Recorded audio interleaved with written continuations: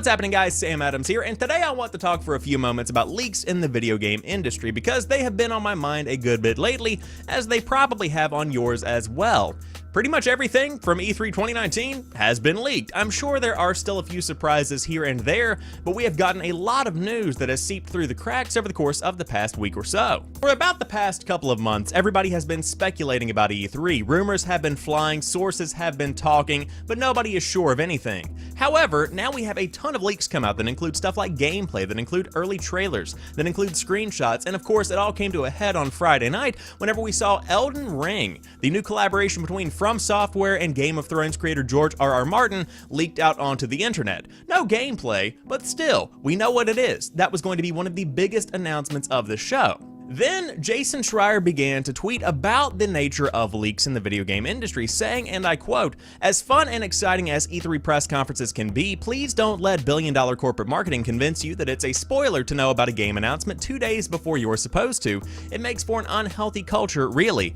That did not sit well with a couple of devs, including Cory Barlog of Sony Santa Monica. Barlog replied saying, "Could not disagree more, Jason. Sometimes it is actual humans who have worked really hard to create a reveal that will actually surprise us. I get that it is just how the game is played, but when you publish a reveal leak, you rob hardworking teams of revealing on their terms." Barlog and Schreyer discuss things further, and then of course more developers jump on and give their 2 cents, but one of the biggest takeaways from the thread is the power of a planned reveal, because when a leak comes out, there is little that can be done to actually plan how it is received, to plan how the messaging is sent out.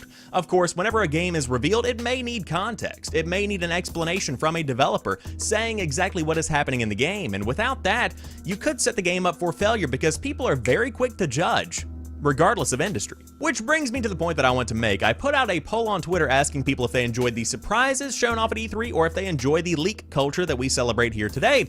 And the overwhelming majority said that they did enjoy surprises, which proves to me that people do enjoy the classic kind of E3 setup. And as somebody who reports on video game news 5 days a week, as somebody with a podcast, a small-time content creator, I understand the excitement of leaks. To know a piece of information that you hypothetically aren't supposed to know is exhilarating. It gives me a rush, and it gives people a rush, which is why you see stuff trending on Twitter. At the same time, that robs the developers of a very great value. The team behind a game that is leaked has been working months, years, maybe even a decade or more to bring you a satisfactory experience, and they want to market that to you. They want to prove to you that they are worth your time and your money. And so to rob them of that essentially sets them up for a potential failure, because if a bad screenshot comes out, if a small snippet of gameplay isn't what people expect to begin with, then very well, it could be written off as a loss before we actually see what the game itself really truly is. The big question here is what can be done?